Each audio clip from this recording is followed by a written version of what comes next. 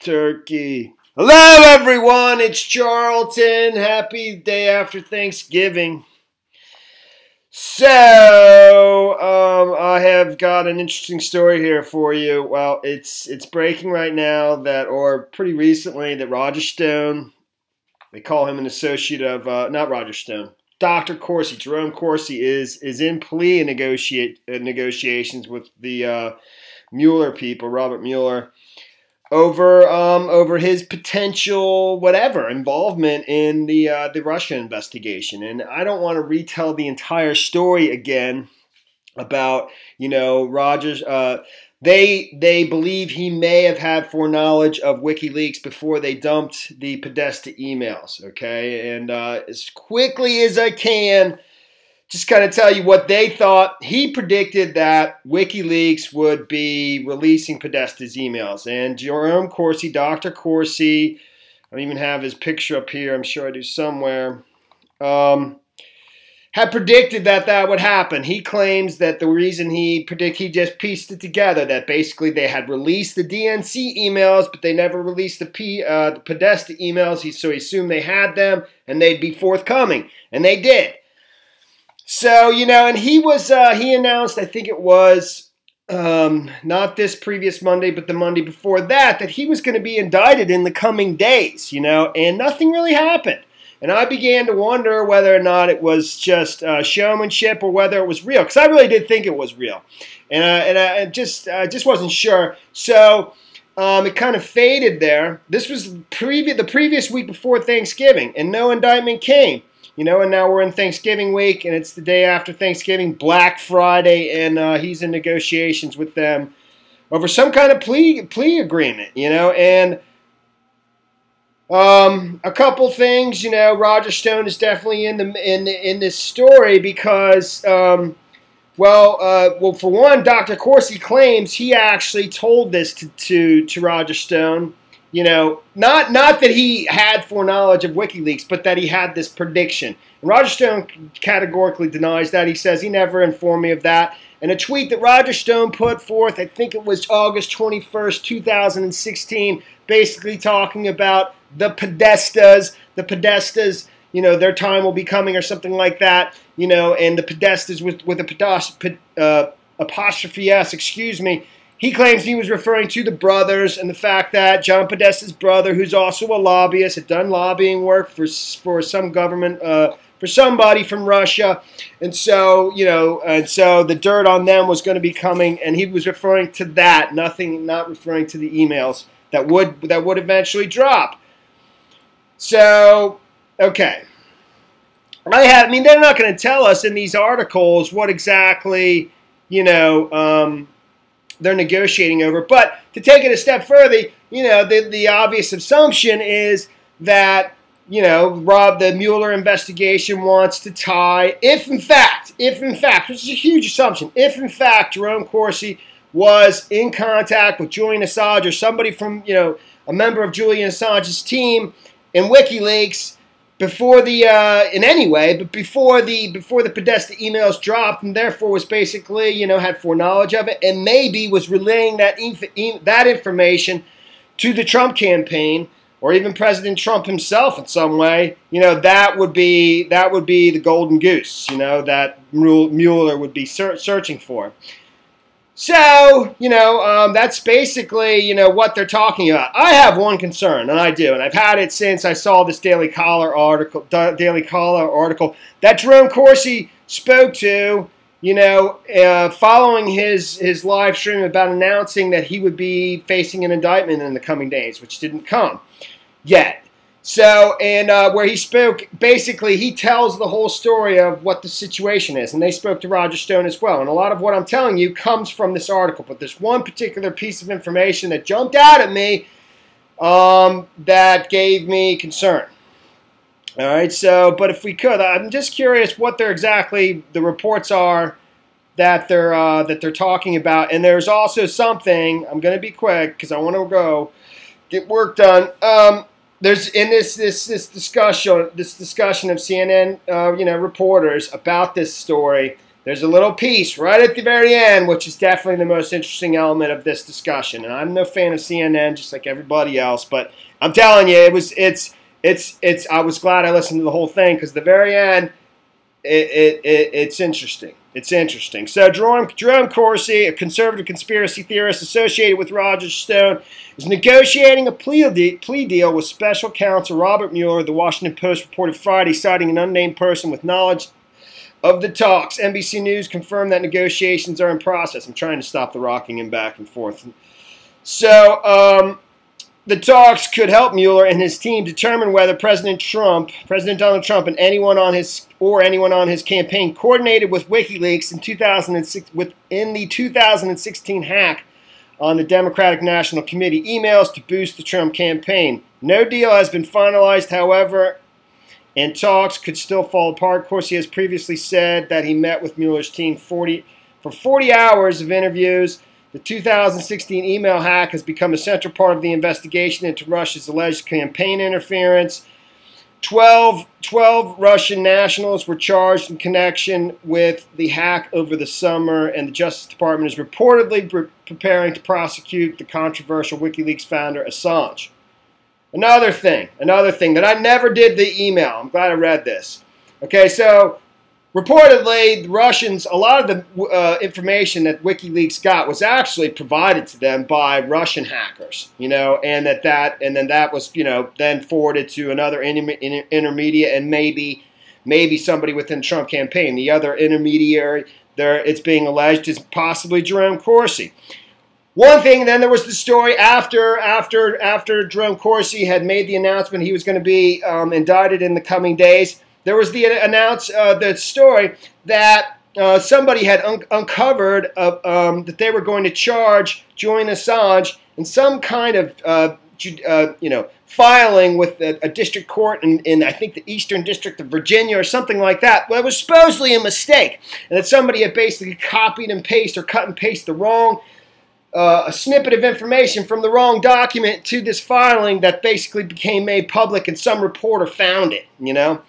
And for me, I mean, that seemed extremely like a humongous coincidence, that the fact that this accidentally got cut and pasted into this other filing and became known to a reporter, and reporters do that all the time. They scour through legal documents, current legal documents that are public record, looking for stories, looking for nuggets of information, and this person did find this.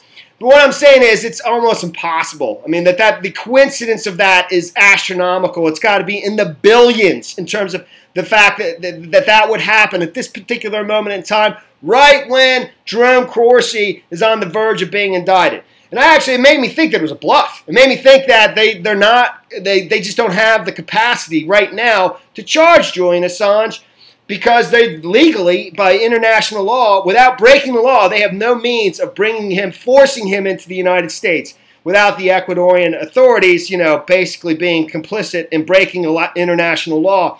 And actually, follow me, stay with me. Ecuador had been meeting with Mike Pence, okay? With Mike Pence, who obviously is a close associate and ally of President Trump. So the notion that Ecuador would somehow be working with the Justice Department to hand over Julian Assange seems like a huge stretch. There's also the story out there, stay with me, there also was the story out there that maybe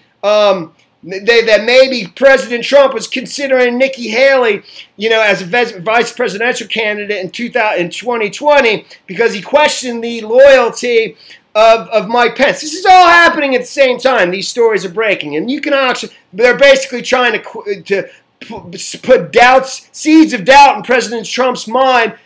That maybe Pence has turned on him, and that maybe he's working with the Justice Department, or he's helping Ecuador, the Ecuadorian President Moreno, I believe is his name, hand over Assange to the Justice Department, which in my opinion is a huge bluff, okay? And it's not going to happen. But right now, Corsi is in talks with the Justice Department, maybe a potential plea deal in the works with the Robert Mueller probe. Okay. All right. So that's that's that. And I mean, the one thing that gave me concern about Dr. Corsi's entire account of everything that transpired, and he actually provided some statements that he made after Julian Assange didn't produce the emails, okay? Because he made this huge announcement, you know, this huge press announcement that he was going to be dropping emails, and everyone believed that, you know, that Hillary emails were coming. And then when the date came that he was supposedly going to drop this huge big deal, presumably the Hillary emails, they never came. And Jerome Corsi provided some tweets, some public communications that basically, he says, illustrated, you know, proved his innocence, that he wasn't in contact with Julian Assange. And the Justice Department, the Mueller people, they were looking at a particular trip in July, late July, early August of 2016, where he visited Italy with his wife on their anniversary, you know, and for some reason they believe that that might have been a time when he was corresponding with somebody from Julian Assange, you know, in some way. And they were checking his phone records, his emails during those times, etc. So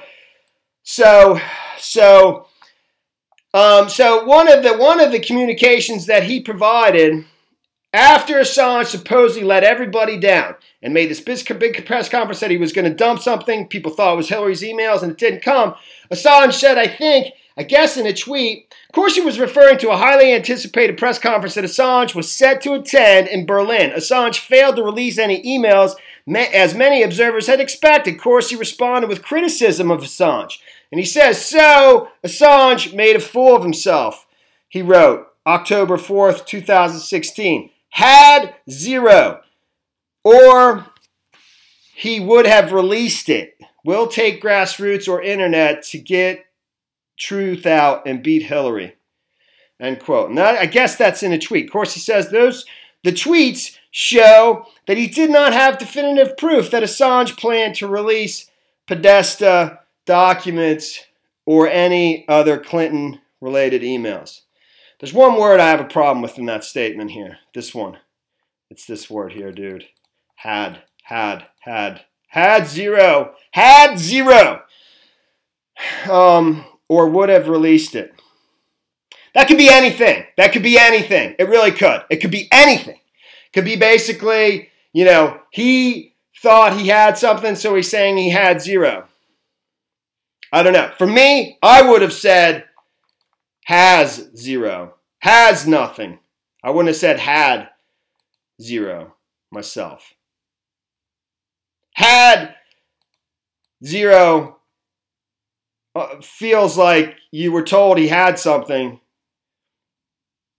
previous to the time, and then when it came, you said had, not has zero. That was my concern. But it could be a million things. It could. And so here's this panel of reporters basically discussing this whole story. And the very thing that I thought was most interesting is one of the questions that was actually in the written answers that Trump provided was actually whether or not Roger Stone had any communication with WikiLeaks, something in that area. And according to these reporters, they're saying that actually the Trump people waited before submitting his answers to see if anything developed with this so-called potential indictment of Dr. Corsi, you know, last week, not this previous week that just happened, the Thanksgiving week, the week before that. And we're waiting before submitting their answers to see what happened with that. And nothing seemed to happen with that, so then they submitted their answers. But now you see stories about Dr. Corsi negotiating a plea deal with the Robert Mueller team. And that's pretty much the story. I'll play this last little bit of it and then wrap it up.